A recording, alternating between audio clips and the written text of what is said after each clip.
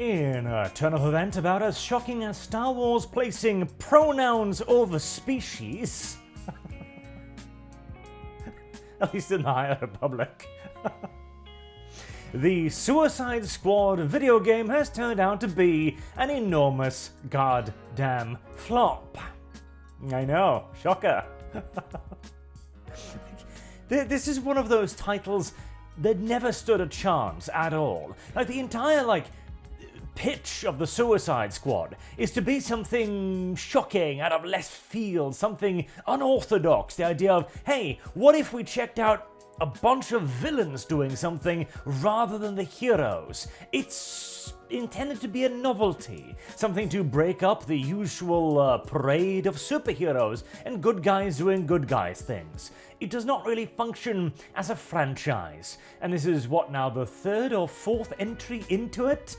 Not to mention as well that this was one of those games that a certain company was involved in, and so it is perhaps the single wokest mess we've seen in several years, where every single actual good guy character, as in the Justice League, gets killed in the most humiliating way possible, including getting pissed on. Except for Wonder Woman, of course, who is the correct gender. But rather than merely pointing out that the Suicide Squad is an enormous failure, which, to be fair, is something that Nostradamus could have goddamn predicted, what is a pinch more interesting is the fact that we apparently have just normalized failure now. Like, this is the norm. Isn't that mildly absurd? We can look at upcoming entertainment, like Netflix Avatar, for example, and we can pretty much immediately see that, yeah, this is probably gonna go awfully. Why? Netflix Avatar, the last Airbender series, is hoping to appeal to Game of Thrones fans.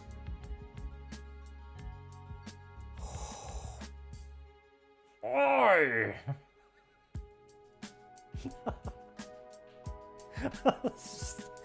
Yeah, it's okay. So let me put it like this, right? You are a company that produces chocolate biscuits, okay? That's what you. Your chocolate biscuits are well reviewed. They're pretty damn good. People love your chocolate biscuits, okay?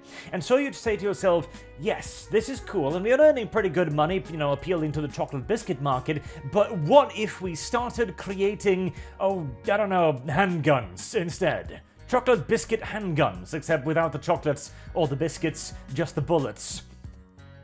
Would the chocolate biscuit market really be all that appealed to by this? Would they go like, yes, this is what I always knew I lacked from my chocolate biscuit maker: weaponry?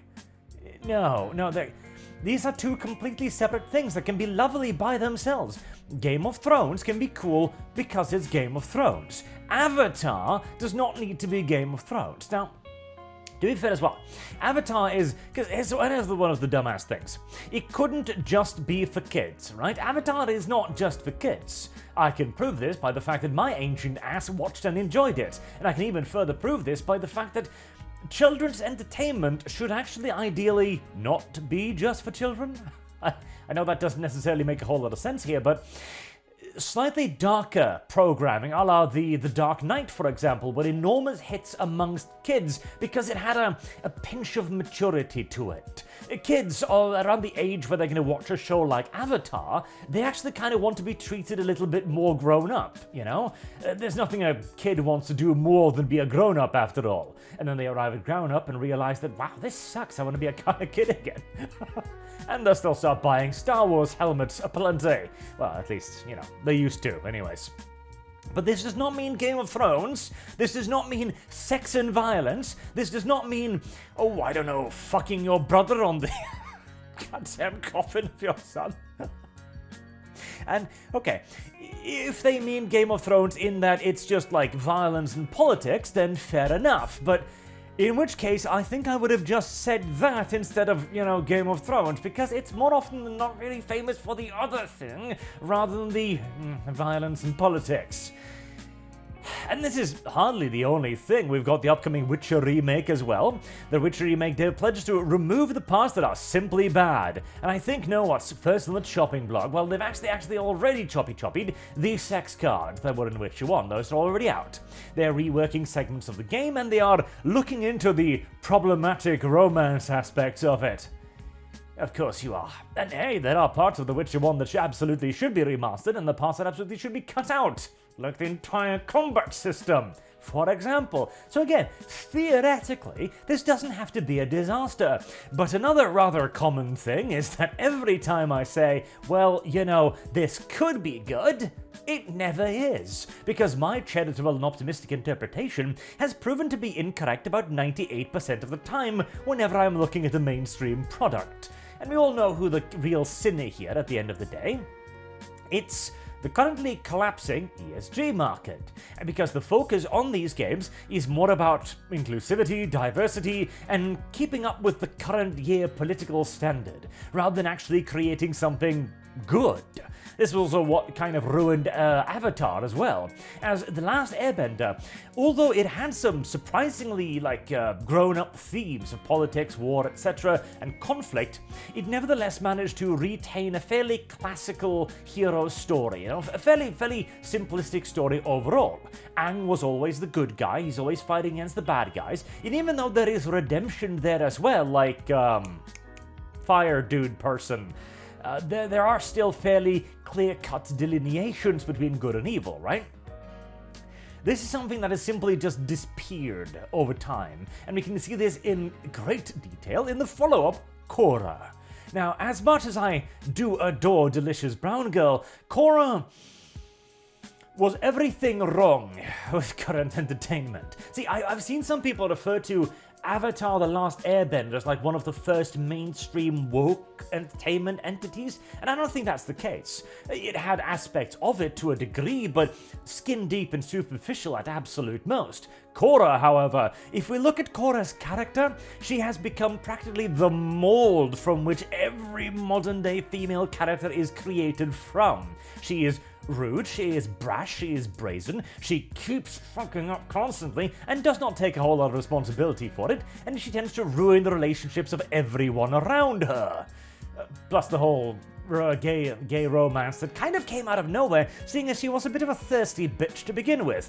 Oh, not to mention, do not get me started on the Bender plotline of the first season, which was such a fantastic opportunity to actually delve into something truly interesting in in-universe politics, because yes, in a universe where some people have goddamn superpowers and thus have access to better jobs because of it, there would absolutely be a tremendous groundswell of resentment,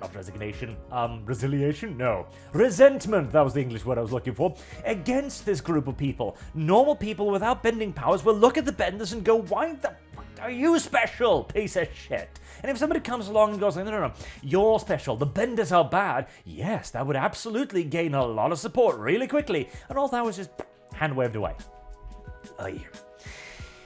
But on the bright side, we also know that this is probably the last big wave of this garbage, because, as we talked about earlier, in fact, this was the big collapse that happened late last year, where $5 trillion were wiped out of the ESG funds, primarily over a decline in the United States. This has since continued into the current year, with, amongst others, Japan seeing fairly sizable departations, with $4.5 billion in value removed from ESG funds.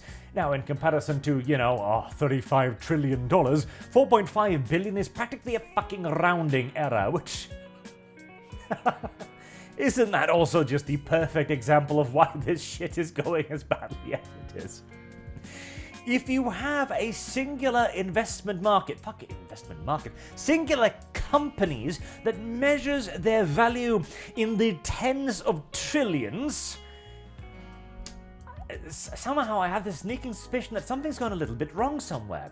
I believe the idea of, anti-monopolistic legislation might have faltered somehow, somewhat. I don't know. I just don't think that any single company should be managing quite this quantity of assets, because, well, this is exactly how you do social engineering, by beating everybody else over the head with stacks of $100 bills. But oh well, what do I know, eh? The age of the flop, then. I am actually thinking it is coming to an end. I do think so. Because with all of the money leaving the investment funds, with the, 10,000 plus firings in January of this year alone, etc., The markets are shrinking. Failures like the Suicide Squad will no longer be financially sustainable. And failures like probably the upcoming Netflix show and The Witcher remake will also not be sustainable because they cannot make up for the losses with fresh influxes of free cash.